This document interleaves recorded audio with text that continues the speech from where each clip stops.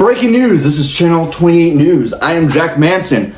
On today's news, we are going to be talking about Moments with Mark, episode 14, and how he has a toothbrush, and what he does with said toothbrush. Look at this nasty thing. Yeah. We are going to hit you off with the story right now. Moments with Mark? Huh? What? Oh, my bad. Good evening, ladies and gentlemen. Welcome back to another episode of Moments with Mark. Gosh darn it, did I make this like Wayne's World? Wayne's World! Wayne's World! Anyways, welcome back, everybody. Oh gosh, this is kind of like Wayne's World. And so I don't have like some random rock band going in my basement. Talking about you, Aerosmith. Talking about you.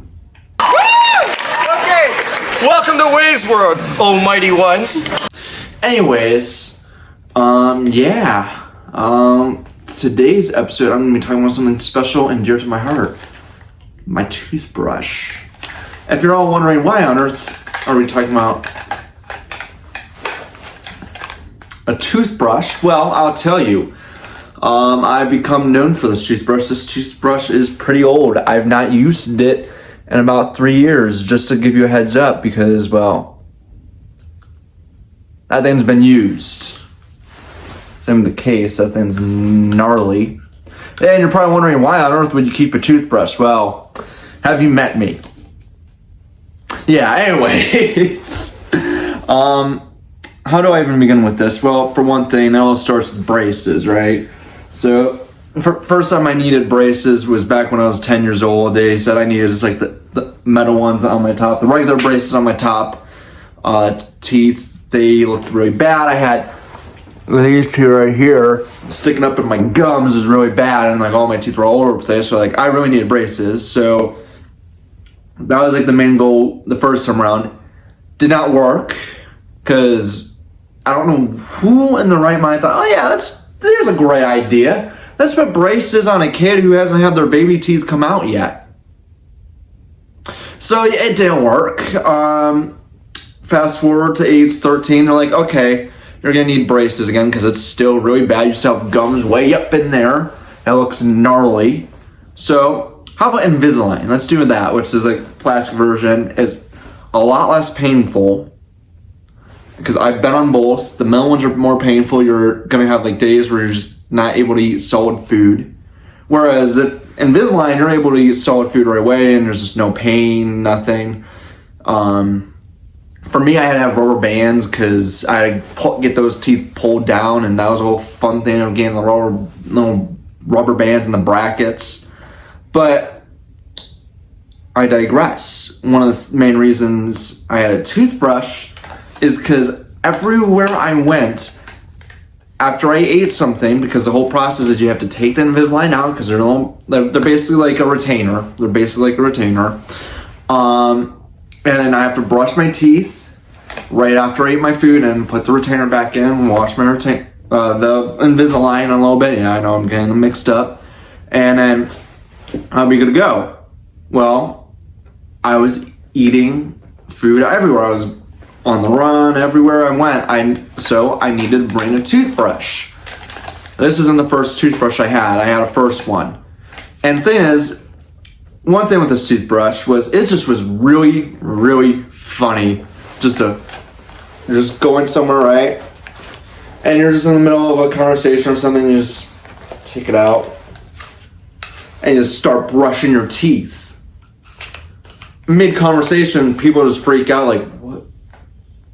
Mark, what on earth are you doing? I'm like, oh, I'm brushing my teeth.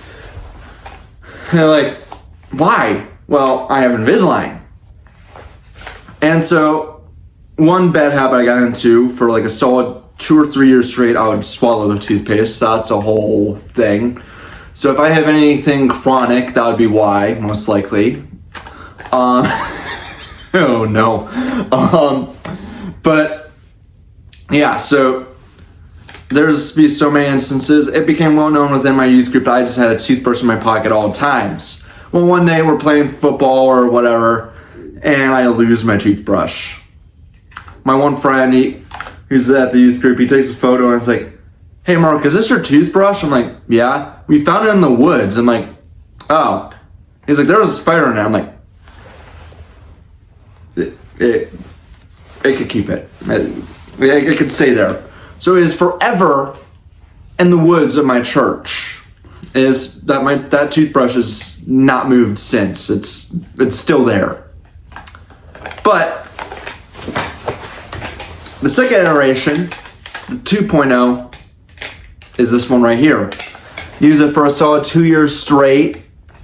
Just putting it in my pocket when I had Invisalign and stuff like that.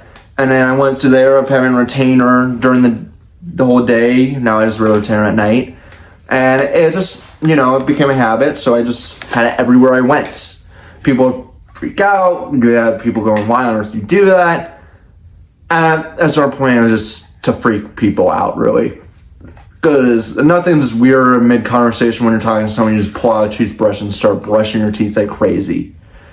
And so I forever became known with that, to the point where even at my graduation at this homeschool group, I'm like, well, they already had like a little thing, like, since it's a small youth group, you only had 3 people graduating that year. They're like, hey, you can have this whole presentation, and you can have things on the table that will represent you. So, voila, the toothbrush. I'm probably going to show a photo here. And yeah, that is basically Never Ending Tales of the Toothbrush, and how I basically brought it everywhere where I went, and it's still with me to this day. So, now you know. Known as spelled G.I. Joe. And for those who know me, if you see me do this, comment, yes. Why? Just why? And for those who've not, say, why? Come on, bro. Why? Anyways, I hope you all have a wonderful week. I'll see you next Saturday. And I hope you have some gravitas to your tone today. All right. Bye.